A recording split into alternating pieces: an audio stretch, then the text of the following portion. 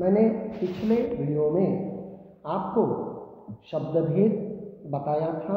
तो शब्दभेद में हम कितने अंक हमें मिले इसके बारे में भी हमने कहा था, और संज्ञा तथा उसके 5 भेद भी हमने पिछले वीडियो में देखे थे। तो इसके बाद में हम देखेंगे सर्वनाम तथा उसके भेद देखेंगे।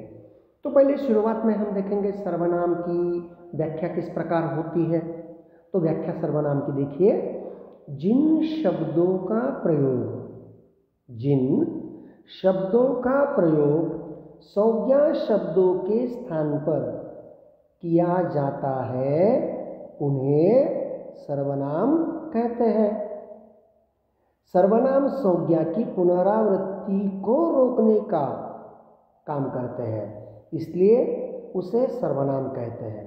पुनरावृत्ति यानी अक्षर बार बार आना, तो वो रोकने का काम वह करते हैं, इसलिए वो सर्वनाम होते हैं। तो सर्वनाम के मुख्य रूप से 6 भेद है। उसमें से पहला है पुरुषवाचक सर्वनाम, दूसरा है निश्चयवाचक सर्वनाम, तीसरा है अनिश्चयवाचक सर्वनाम, चौथा है निजवाचक सर्वनाम, पांचवा है प्रश्नवाचक सर्वनाम और छठा है संबंधवाचक सर्वनाम। तो इस प्रकार के उसके भेद हैं। तो पहले शुरुआत में हम देखेंगे पुरुषवाचक सर्वनाम। पुरुषवाचक सर्वनाम की व्याख्या इस प्रकार होगी, जो शब्द बोलने वाले, सुनने वाले तथा जिसके विषय में बात की जाए उन पुरुषों का बोध कराते हैं, वे पुरुषवाचक सर्वनाम कहलाते हैं। तो इस प्रकार ये हो गए इन्हें बोलने वाले और सुनने वाले तथा जिसके विषय में हम बात की जाए तो उनके बारे में जो होता है वो होता है पुरुषवाचक सर्वनाम।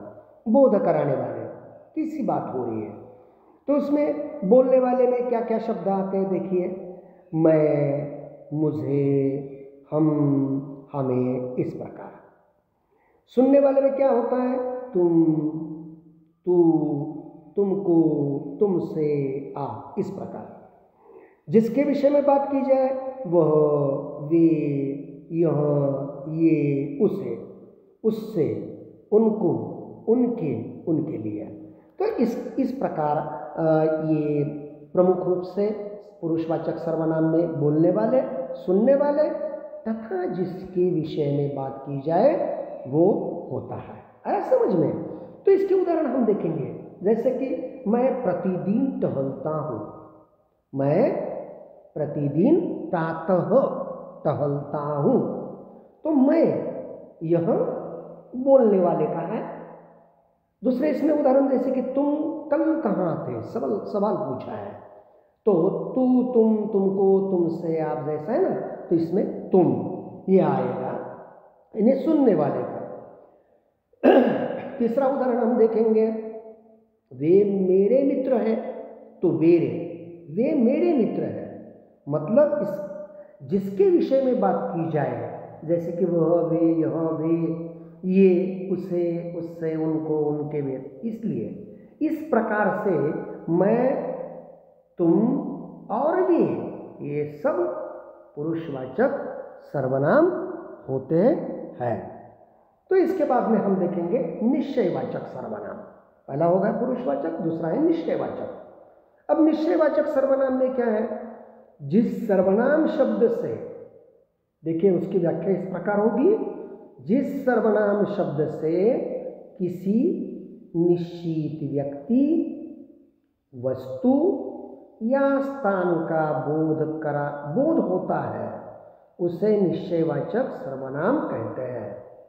जैसे कि यह नईम की गाय है, यह नईम की गाय है, तो ये निजवाचक सर्वनाम है। तुम्हारी पुस्तक वह है, यह निजवाचक सर्वनाम है। यहाँ यह और वह, ये दोनों भी वाक्य में आए वाले निजवाचक सर्वनाम है। आया समझ में?